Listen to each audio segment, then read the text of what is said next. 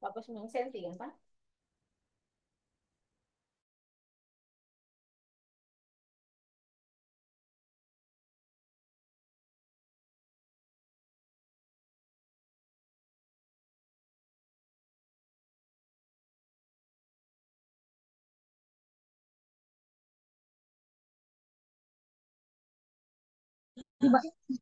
Ya, tapi gimana?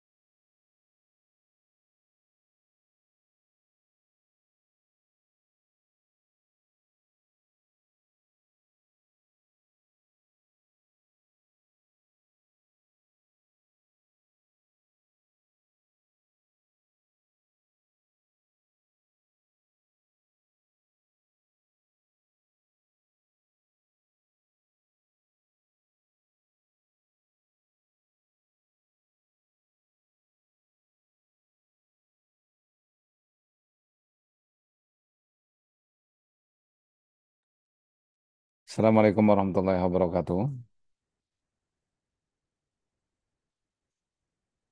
Apakah suara saya terdengar? Waalaikumsalam. Kedengaran suaranya?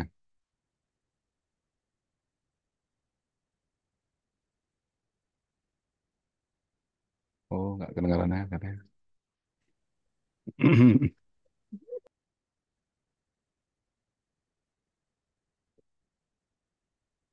Oke, baiklah kita lanjutkan. Tadi saya setting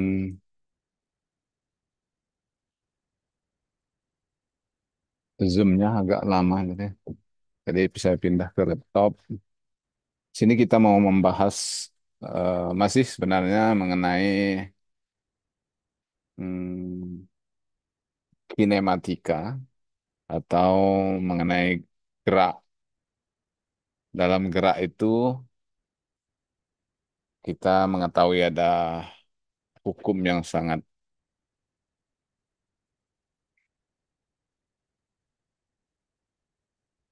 sering kita dengar, yaitu hukum Newton. Dan hukum Newton ini memang apa, berbicara mengenai gaya. Kalau kita tahu nah, gaya F sama dengan M kali A. Jadi kalau kemarin dalam gerak itu juga kita tahu ada gerak namanya gerak parabola. Jadi kalau gerak parabola itu termasuk gerak lurus berubah beraturan. Karena ketika bola itu ketika benda itu berada pada puncaknya, maka dia memiliki kecepatan nol, kemudian juga akan eh,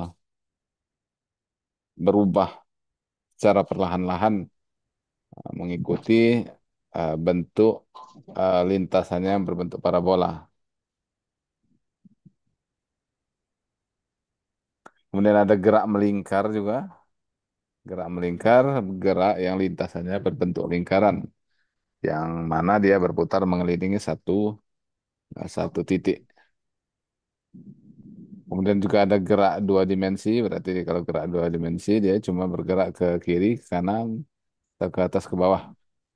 Tapi kalau gerak tiga dimensi berarti ada dia membentuk lintasan tiga dimensi ketika bergerak ke kanan, kemudian belok lagi ke kiri, kemudian juga mundur. Jadi berbagai bentuk lintasan yang dilakukan oleh suatu benda itu. Jadi itu yang dinamakan kinematika atau pembahasan atau ilmu yang mempelajari tentang gerak suatu benda. Jadi dalam kinematika kita membahas benda yang tiba-tiba bergerak, tiba-tiba berhenti. Nah, seperti tadi eh, gerak parabola sendiri ada sebuah benda diam, kemudian dia diberikan gaya yang dilakukan oleh eh, luar benda itu, kemudian dia bergerak, kemudian nanti dia ketika di titik puncak daripada eh, parabola tersebut dia akan berhenti sehingga dinamakan kecepatannya itu nol. Nol, kemudian dia akan bergerak lagi menuju bumi atau ke tanah seperti kecepatan dia sebelum dia mencapai puncak daripada gerak parabola tadi. Nah, di sini kita akan pelajari bagaimana gerak itu bisa terjadi. Jadi ini sebenarnya hubungannya dengan kita teknik elektro. Kalau kita mengenal namanya generator yang harus diputar untuk menghasilkan gaya yang akan menggerakkan penghantar di dalam medan magnet. Kemudian juga medan magnet itu sendiri dia mempunyai gaya magnet, gaya tarik menarik antara dua kutub magnet yaitu antara utara dan selatan. Nah, jadi ini yang eh, hubungannya dengan teknik elektro. Jadi benda di alam ini atau benda yang ada itu Enggak, tiba-tiba aku udah di kampus. ketika ketika diam atau bergerak itu sebagaimana tidak terjadi secara tiba-tiba. Artinya kita di sini mau mengatakan bahwa ada suatu penyebab benda itu bisa diam dan bisa bergerak. Orang udah gampang ya. Jadi gerakan benda itu juga selalu mengikuti aturan yang sudah pasti. Kalau gayanya besar mendorong benda itu maka dia sudah pasti gerakannya itu akan lebih lebih cepat atau perpindahannya akan lebih jauh. Kemudian misalnya benda yang dilepas dari ketinggian tertentu yang dijatuhkan itu pasti akan mengalami percepatan dari mulai dia dijatuhkan, kemudian makin lama makin jauh dari posisi dia dijatuhkan itu, maka dia akan bertambahlah percepatannya. Nah, bertambah sesuai dengan hukum gravitasi atau mengikuti gaya gravitasi. Kemudian juga misalnya sebuah benda yang dilempar dalam arah horizontal, horizontal artinya ke apa ya, ke kiri kanan datar, maka dia akan bergerak melengkung ke bawah, ya, bergerak melengkung ke bawah. Karena tadi ada gaya gravitasi yang dimiliki oleh benda itu. Jadi ketika kita melemparnya, ada gaya gravitasi ke bawah, maka dia akan tertarik ke bawah. Kalau seandainya gaya gravitasi itu ke atas, maka dia tentunya akan lari ke atas.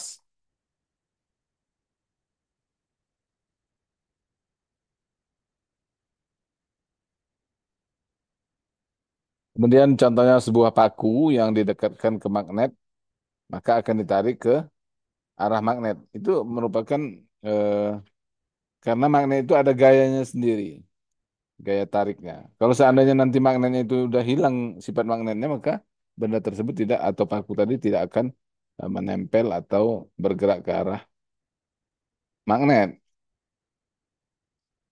Kemudian bumi akan selalu bergerak mengelilingi matahari pada orbit yang sudah ditentukan. Jadi nggak akan kemana-mana bumi itu kan.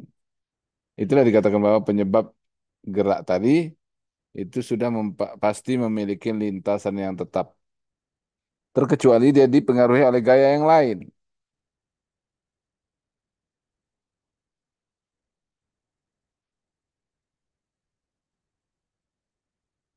Sebagai contoh misalnya paku tadi kita dekatkan ke magnet, kemudian di sekitar tadi ada juga gaya yang disebabkan oleh angin misalnya, maka gerakan paku ke arah magnet tadi akan berubah.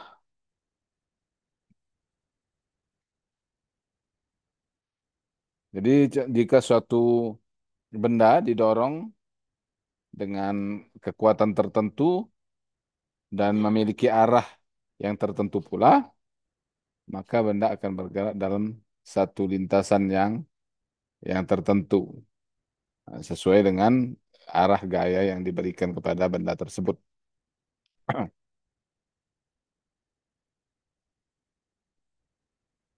Kemudian kalau dia benda tersebut pada suatu waktu dia didorong atau diberikan gaya dengan gaya yang sama seperti seperti keadaan sebelumnya, maka dia akan bergerak dengan cara yang sama juga. Jadi disitulah letak ilmu pasti atau ilmu alam itu memberikan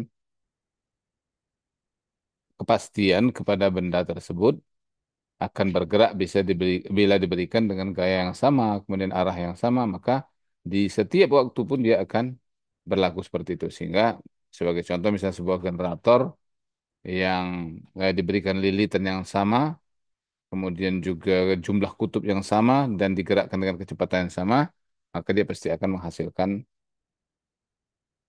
tegangan yang sama. Namun semua kalau kita membuat suatu mesin misalnya atau generator, pasti kita memiliki perbedaan. Misalnya dari segi bahannya. Ada beberapa variabel yang memang eh, tidak bisa dibuat sama dalam suatu eh, perlakuan.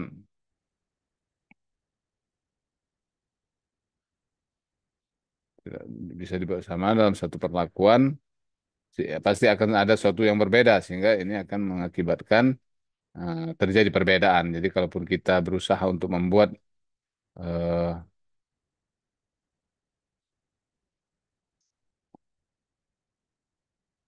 perlakuan yang sama, misalnya generator tadi kita buat belitan yang sama, kemudian juga apa namanya konstruksi yang mirip dengan yang sebelumnya, pasti akan tapi terjadi perbedaan-perbedaan pada hasil tegangan yang dihasilkannya. Walaupun mungkin bisa ditoleransi, artinya sedikit saja.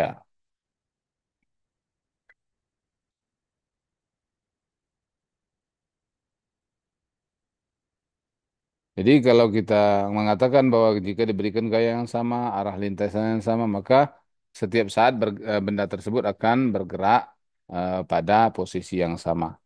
Maka ini menunjukkan bahwa ada satu hukum yang menunjukkan suatu ketetapan dalam gerak atau kinematika suatu benda. Misalnya Newton merumuskan hukum-hukum gerak yang sangat luar biasa, yang mana Newton menemukan bahwa semua persoalan gerak di alam semesta dapat diterangkan dengan hanya tiga hukum yang sederhana.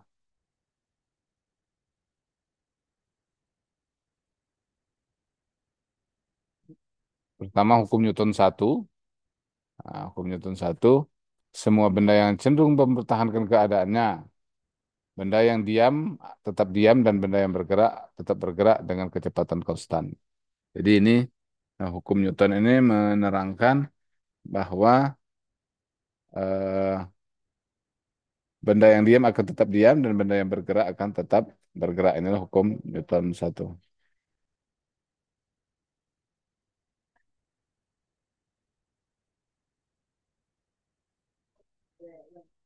Jadi kan, ya, maksud saya itu di kacanya, pas saya kacanya itu 49 cm dan 23 pas kacanya itu kan. Nah, nanti itu kan ada 3 kutub. Kemudian hukum satu mendefinisikan adanya sifat kelembaman benda, yaitu keberadaan besaran yang dinamai massa. Jadi kalau benda itu memiliki massa, pasti dia akan memberikan eh, hambatan dalam kinematika atau gerakannya. Karena sifat kelembaman benda itu, maka benda cenderung untuk mempertahankan keadaan geraknya.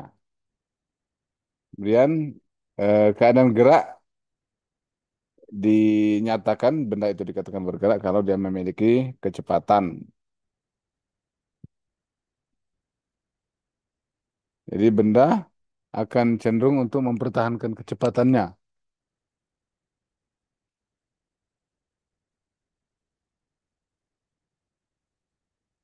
karena dia memiliki massa tertentu. Makanya dikatakan benda yang diam akan tetap diam dan benda yang bergerak akan tetap bergerak.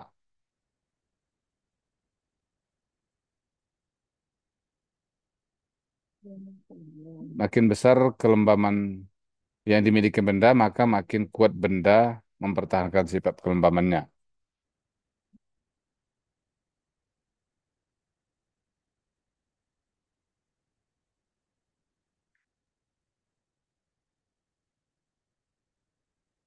Makin besar massa benda, maka benda akan semakin lembab.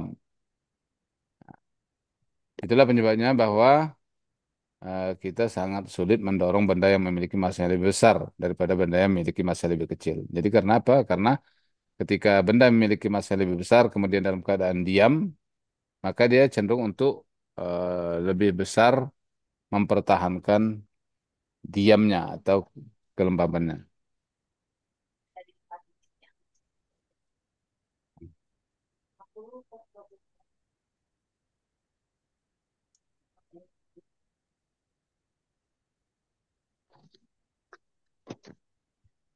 Aku itu. Jadi itu tadi yang eh, hukum satu Newton yang berbicara mengenai gerak suatu benda atau benda yang bergerak akan cenderung bergerak dan benda yang diam akan cenderung tetap diam. Itulah yang merepresentasikan gaya akan mempengaruhi suatu suatu benda. Makin besar gaya yang diberikan kepada benda yang lembab tadi, maka akan semakin besar pula kecepatan yang dihasilkan oleh benda itu.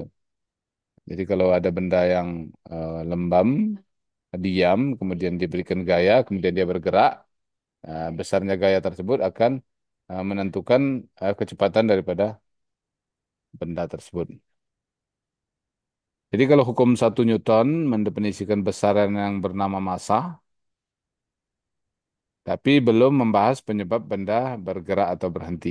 Jadi massa tadi di hukum Newton satu akan menyebabkan benda untuk selalu bergerak atau selalu tetap diam.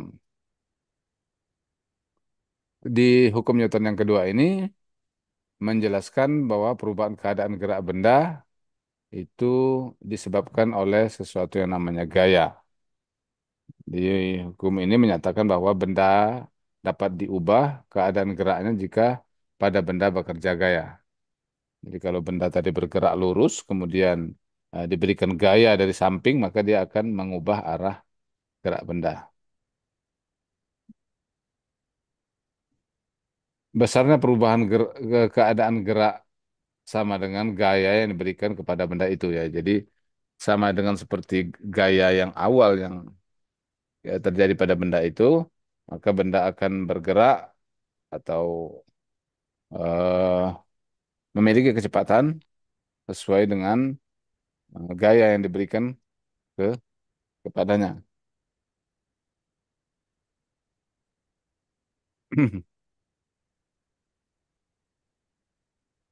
Rumusnya bisa dirumuskan dengan delta keadaan gerak per delta T sama dengan gaya dalam bentuk vektor. Jadi delta keadaan gerak ini artinya perubahan daripada keadaan gerak benda itu.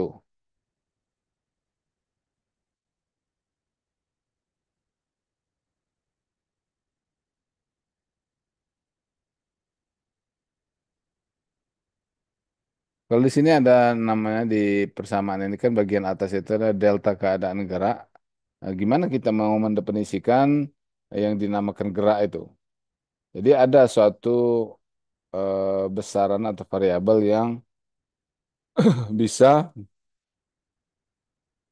memberikan atau membuat real, nyata daripada kata gerak tersebut. Kalau kita mengatakan gerak, tentunya kita tidak tahu gerak itu gerak apa gitu kan.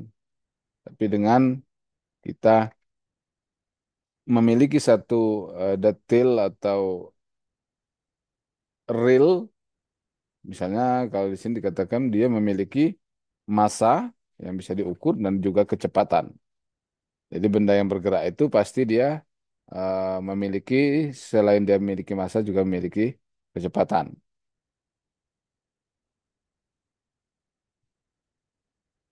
Maka dapatlah rumus M kali V, massa kali kecepatan.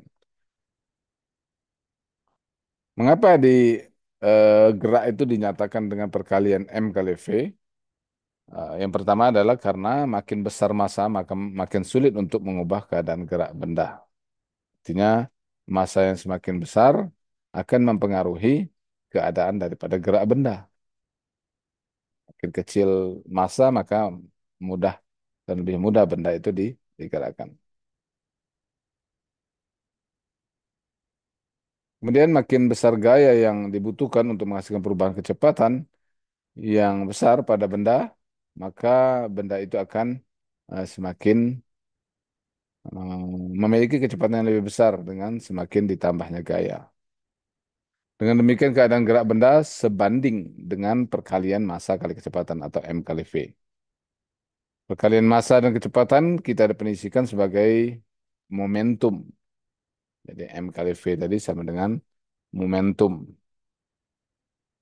Hingga hukum hukum secara matematika, hukum kedua Newton yang sebelumnya ditulis di atas ini, itu menjadi F sama dengan dP per dt. Di mana P itu, atau momentum itu, massa kali kecepatan. Kecepatan ini merupakan besaran vektor karena dia memiliki arah. Nah, jadi dia karena dia memiliki arah, maka dinyatakan dia sebagai besaran vektor. Seperti kita katakan tadi ya, ada suatu benda yang bergerak, kemudian lurus dia, kemudian diberikan gaya dari arah atau kecepatan dari arah kanan, maka dia akan tidak bergerak lurus lagi, tapi dia akan membentuk sudut ke arah kiri dia, karena diberikan gaya dari arah kanan.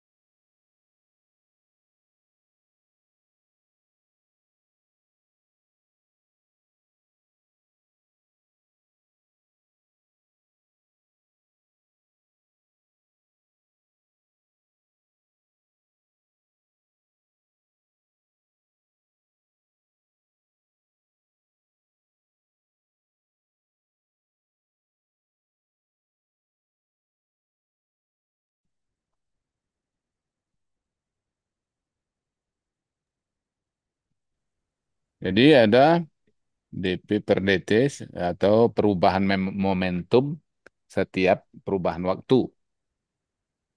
Jadi kalian kalau eh, ada seperti ini, DP ini berarti kan diferensial. Diferensial itu adalah perubahan nilai secara limit atau menggunakan limit. Jadi jangan apa gitu kan. Ketika kita melihat ada diferensial DP per DT, nah biasa aja bahwa DP ini adalah perubahan daripada momentum. Kemudian DT ini adalah perubahan daripada waktu. Dan ini DT ini perubahan waktu ini sesuatu yang pasti terjadi. Jadi setiap terjadi perubahan pasti dia berubah terhadap waktu. Percaya itu. Semua perubahan pasti terjadi perubahan terhadap waktu. Makanya waktu itu adalah besaran pokok. Besaran pokok satuannya adalah second.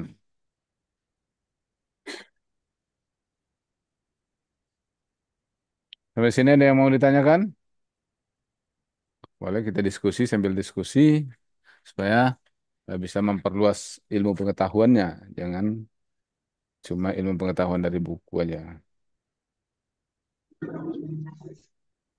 Ya, ada yang mau bertanya?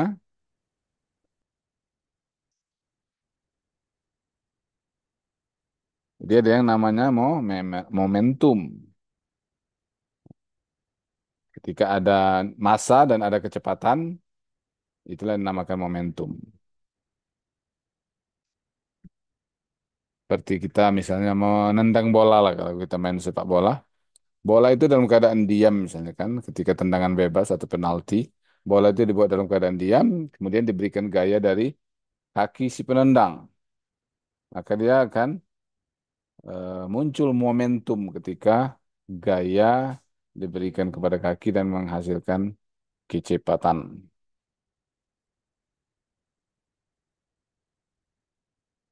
Berdasarkan hukum Newton 2, maka gaya total yang bekerja pada benda sama dengan perubahan momentum persatuan waktu atau laju perubahan momentum.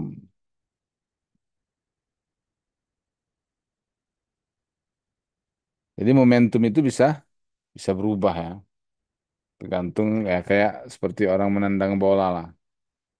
Menendang bola ketika kaki penendang menendang bola tersebut maka akan muncul momentum tapi akan muncul juga eh, perubahan momentum tersebut. Makanya bolanya itu bisa belok. Apa yang menyebabkan perubahan baik terjadi secara karena angin atau karena arah momentum yang pertama kali mengenai bola tersebut.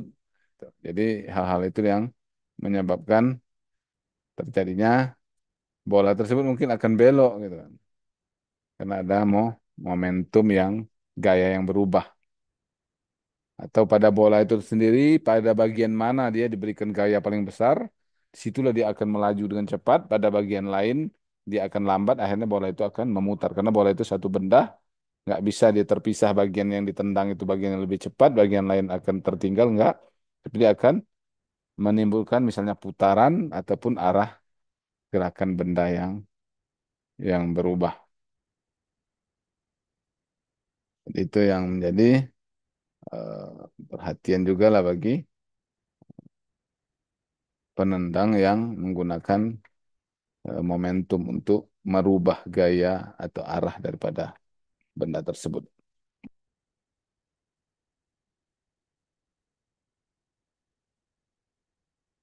Jadi persamaan perubahan momentum terhadap waktu atau dp per dt tadi itu berlaku pada keadaan apapun.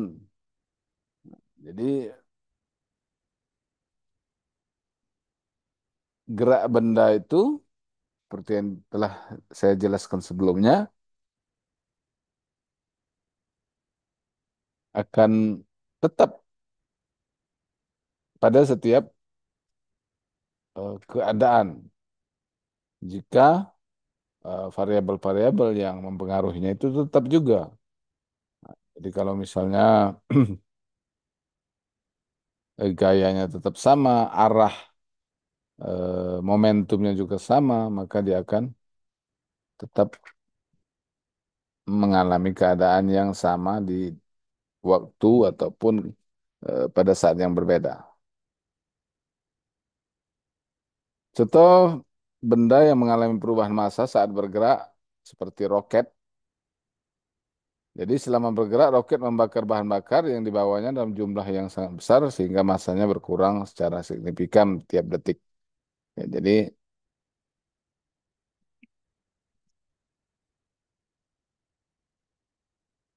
roket itu sendiri pertama dia membawa bahan bakar yang banyak, kemudian bergerak, massanya akan lebih besar. Kemudian ketika dia bergerak terus sampai berkurang bahan bakarnya sehingga massanya jadi lebih lebih kecil.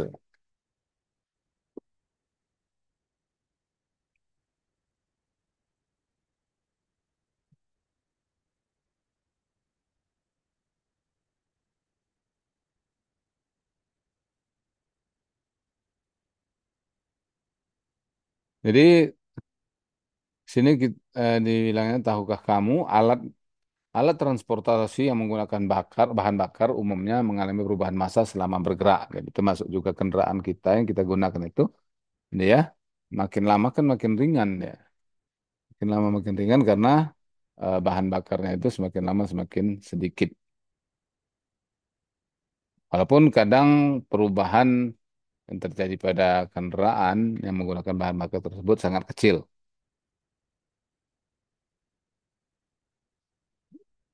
Sangat kecil pengaruhnya dibandingkan dengan alat transportasinya itu sendiri, misalnya sebuah mobilnya atau sebuah pesawatnya.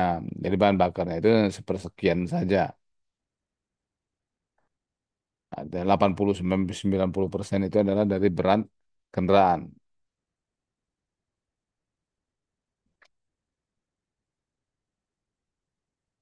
Namun roket itu berbeda, fraksi massa bahan bakarnya sangat besar. Jadi kalau roket itu sampai 90% itu dari bahan bakar.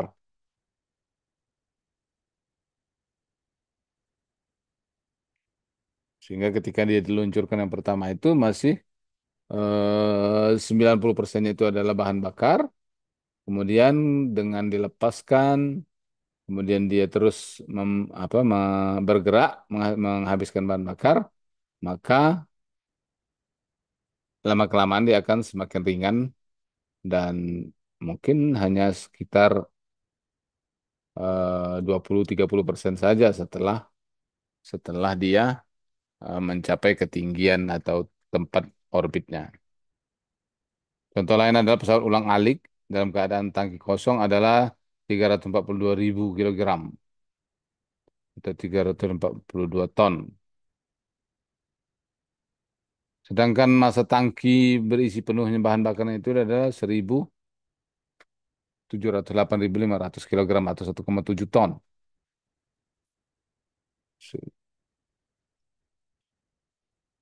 Maka dengan demikian masa bahan bakarnya adalah 1.366.500 kilogram.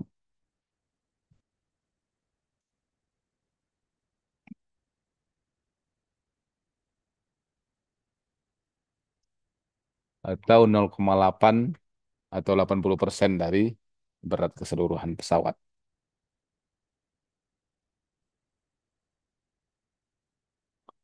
Kemudian dengan memberikan diferensial,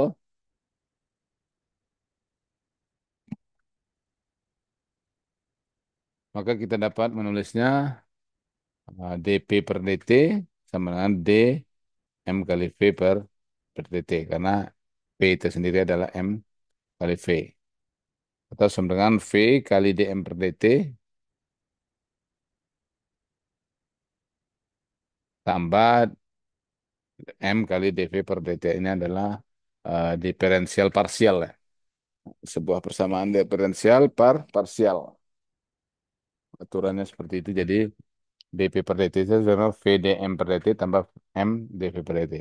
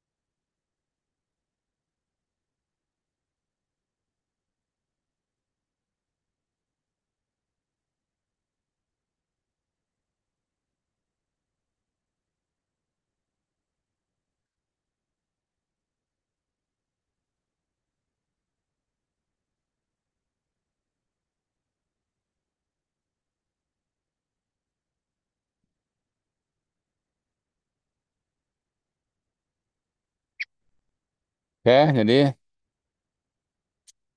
ini dia. Kemudian setelah diturunkan persamaan tadi menjadi V kali dm per dt tambah massa kali percepatan. Oke, jangan dicoret-coret ininya presentasinya. Kaya, kaya Andira. Jadi persamaan 43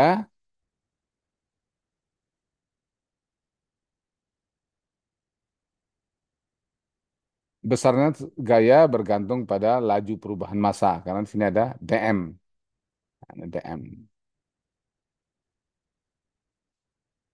Dan percepatan benda. Ada juga A. dA. Sedangkan massa itu tetap ya. Kalau massa tetap ya. Nah, inilah hukum daripada Newton yang kedua. Jadi kalau kita tadi di hukum Newton pertama tadi kita kan mengatakan massa, kemudian dia bergerak, maka dia akan tetap karena massanya juga juga tetap. Tapi dalam hal ini ketika massanya bisa berubah, mungkin kita juga nggak berpikir ya bahwa ketika benda bergerak itu massanya bisa berubah. Jadi sudah ada contohnya jika sebuah roket maka dia massanya itu bahkan 80% daripada keseluruhan dan dan bahan bakar itu yang 80% tadi akan berkurang secara perlahan-lahan sampai dia mendapatkan nilai yang rendah atau sampai dia terus berkurang sehingga masanya akan semakin kecil.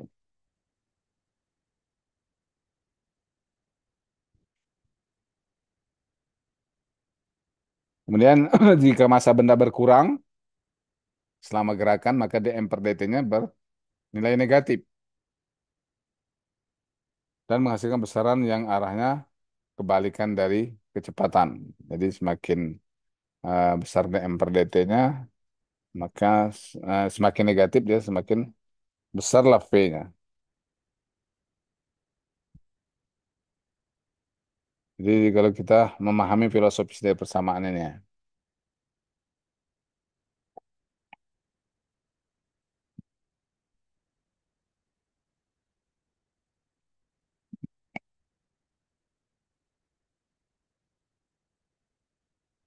Untuk benda yang memiliki massa konstan maka dm-nya akan nol sehingga persamaan tadi hanya menjadi F sama dengan M kali A. Ini yang paling sering kita kita kenal selama ini ya.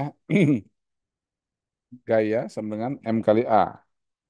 Ini untuk benda yang tetap tidak mengalami perubahan massanya.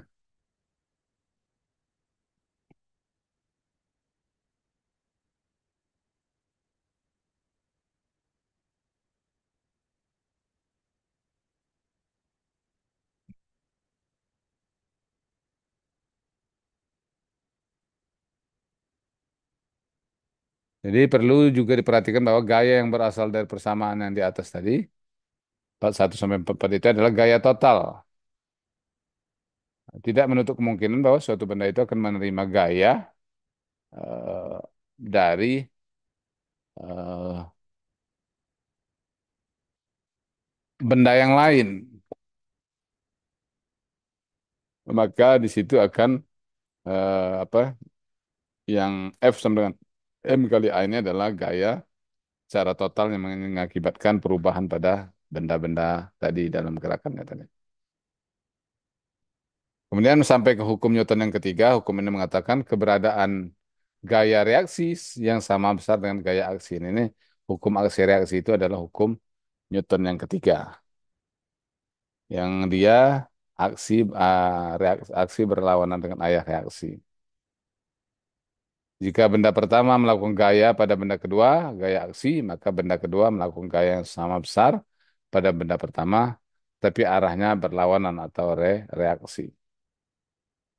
Contohnya kalau kita mendorong dinding, maka pada saat bersamaan dinding juga akan mendorong kita dengan gaya yang sama,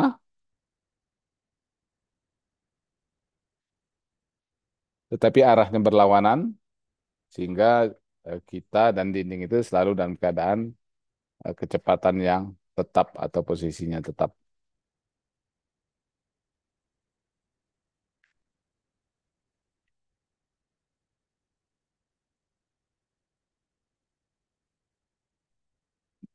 Atau juga misalnya seorang yang berjalan, dia memiliki gaya aksi terhadap tanah, tapi tanah juga memiliki reaksi. Berbeda kalau kita berjalan di atas lumpur, maka reaksi yang dilakukan oleh tanah itu kecil sehingga kaki kita akan eh, memiliki gaya yang lebih besar dan masuk ke dalam tanah. Jadi ya, jadi hukum Newton satu, hukum Newton dua, dan hukum Newton yang ketiga.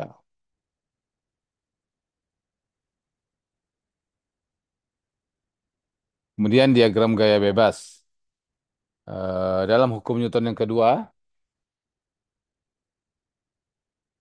yang kita lihat dari persamaan 41 sampai 44 tadi, bahwa gaya F adalah gaya yang bekerja secara total kepada benda.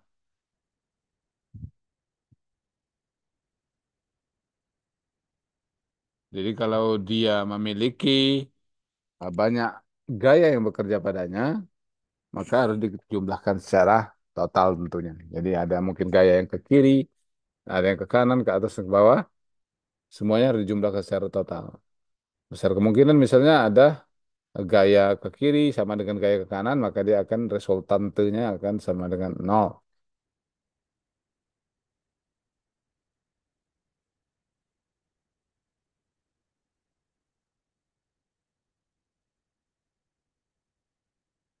Jadi untuk menjelaskan gerak benda atau sistem benda, kita cukup melihat gaya yang dilakukan oleh benda lain di luar sistem atau gaya antar bagian sistem.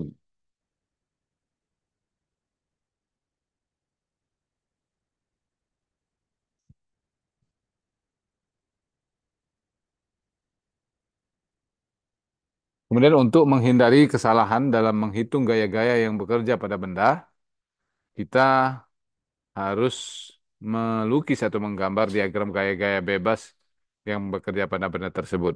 Jadi harus digambarkan arahnya ke kiri, kanan, atau membentuk sudut berapa derajat sehingga dapat dijumlahkan atau diproyeksikan setiap gaya-gaya yang terjadi.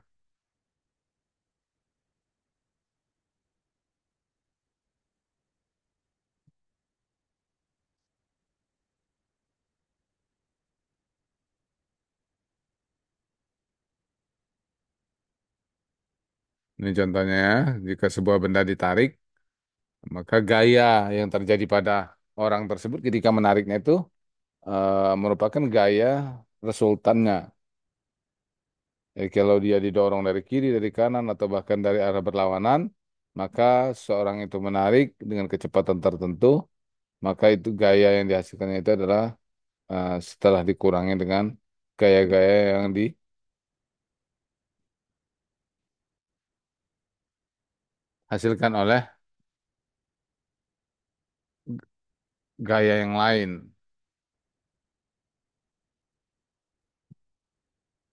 Ada gaya gesek, kemudian ada gaya tahan udara, ada gaya gravitasi juga disebut. Nah, itu makanya penjumlahan daripada gaya-gaya tersebut akan mempengaruhi gerak dari suatu benda.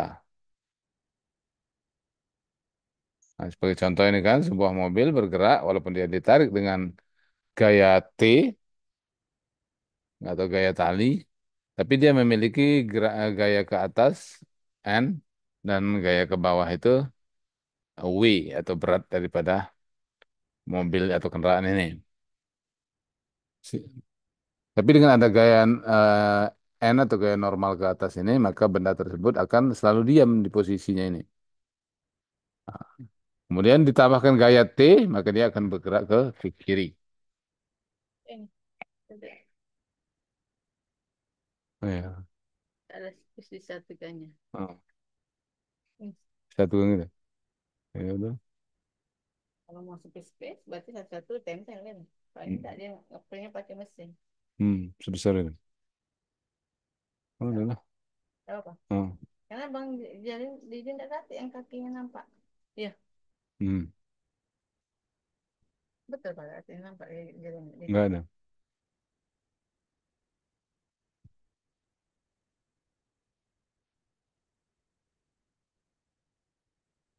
Jadi ini dari gaya pada suatu benda itu adalah penjumlahan dari gaya-gaya yang lain.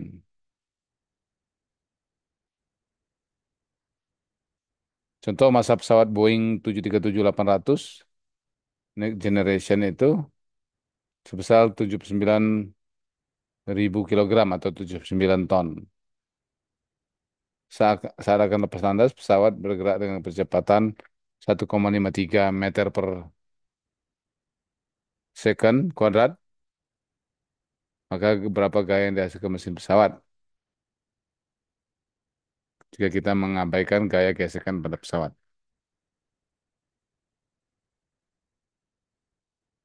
Nah, mudah saja ya, karena percepatan itu adalah 1,53 I meter per second kuadrat.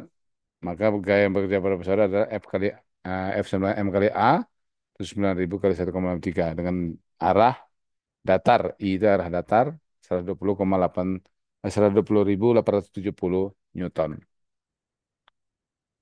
Kemudian kita aplikasi pada hukum Newton ini.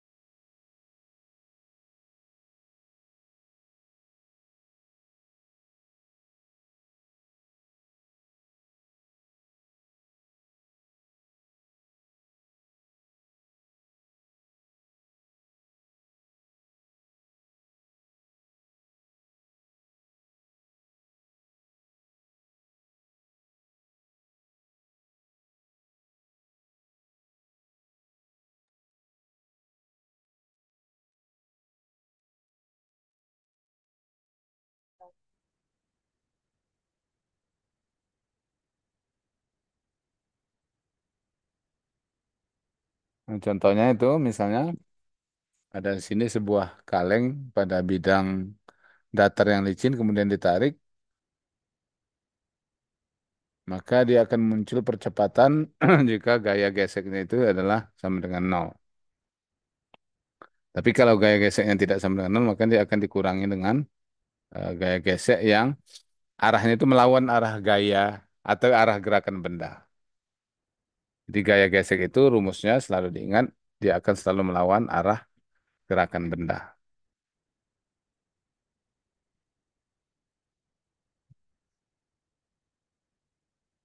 Satu-satunya gaya yang melawan ataupun mempengaruhi daripada benda ini adalah gaya beratnya itu sendiri.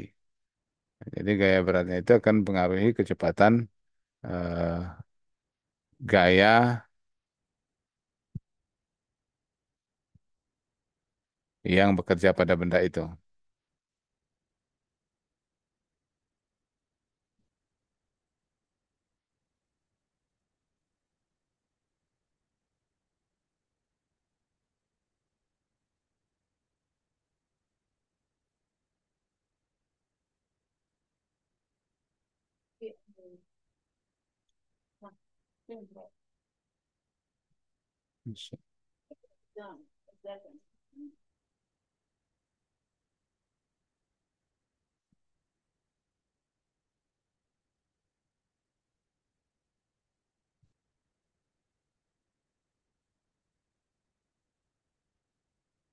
Jadi ini Rumusannya,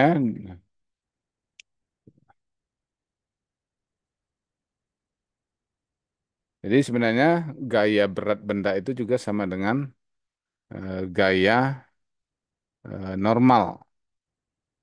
Jadi gaya berat itu arahnya ke bawah, sedangkan gaya normal itu adalah gaya yang tegak lurus terhadap gaya berat benda. Jadi kalau benda itu diletakkan di tempat yang miring, maka dia harus gaya normalnya itu adalah tegak lurus dengan gaya berat, bukan tegak lurus dengan bidangnya.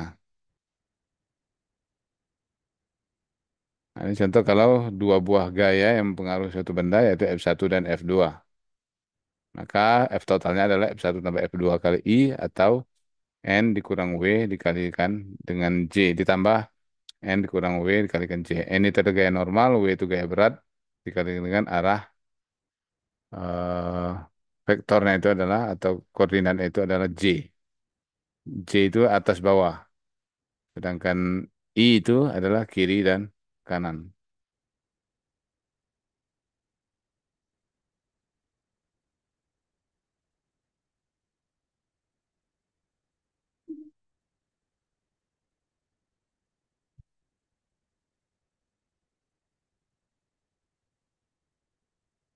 Maka F1 tambah F2 kali I tambah N dikurang W kali J sama dengan M kali AX I. Karena N dikurang W ini adalah sama dengan nol. Antara berat benda dengan gaya normalnya itu adalah sama, sehingga ketika dikurangkan hasilnya akan adalah nol. Sehingga F1 tambah F2 sama dengan M kali AX atau percepatan dengan arah vektor sumbu X atau I.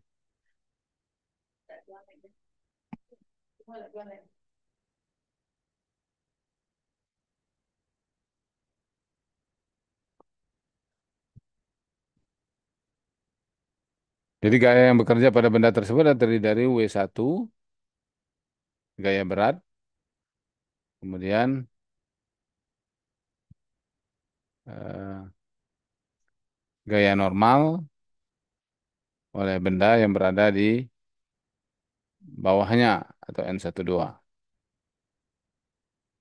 Dan arahnya itu adalah ke atas seperti yang saya jelaskan tadi bahwa gaya normal itu berlawanan dengan arah gaya berat.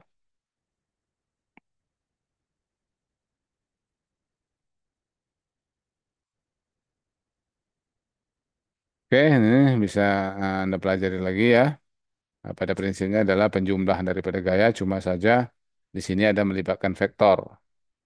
Karena vektor itu adalah menunjukkan kemana arah gaya diberikan. Karena gaya yang mempunyai sudut yang berbeda atau arah yang berbeda itu akan mempengaruhi benda untuk bergerak pada arah yang berbeda pula.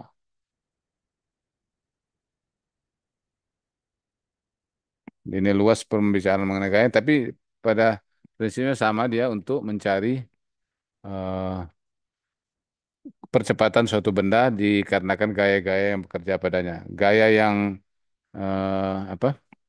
Terakhir itu adalah gaya yang menjadi resultannya atau penjumlahan dari gaya-gaya yang lain. Semua gaya yang bekerja pada benda itu dijumlahkan, maka itulah resultan gayanya. Nah, seperti ini gitu kan. Nah, jadi W itu sebenarnya gaya yang ke barat, ke bawah, N itu adalah gaya ke atas. Nah, pada benda yang pada posisi miring seperti ini, N itu adalah eh, tegak lurus dengan bidang, sehingga W-nya sendiri harus dicari komponen yang tegak lurus dengan bidang, yaitu W cos alfa. Seperti ini. Kalau dia membentuk sudut alfa daripada bidang bidang datarnya.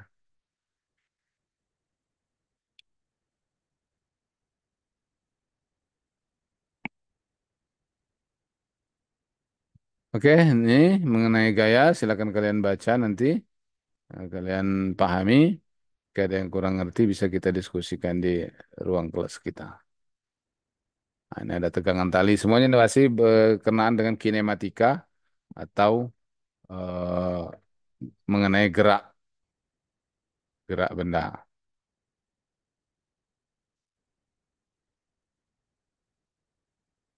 Oke, sampai di sini ada yang mau tanyakan?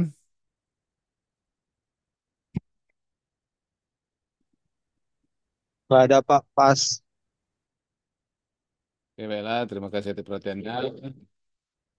Nanti kita lanjut lagi minggu depannya. Silakan dibaca-baca, dibahas Baik Pak. yang saya sampaikan tadi di internet.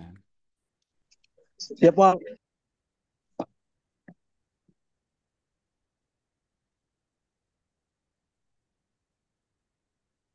Oke, terima kasih atas perhatiannya. Mohon maaf atas segala kurangannya. Saya akhiri dengan ucapan. Assalamualaikum warahmatullahi wabarakatuh. Waalaikumsalam Waalaikumsalam warahmatullahi wabarakatuh. Terima kasih Pak. Waalaikumsalam warahmatullahi wabarakatuh.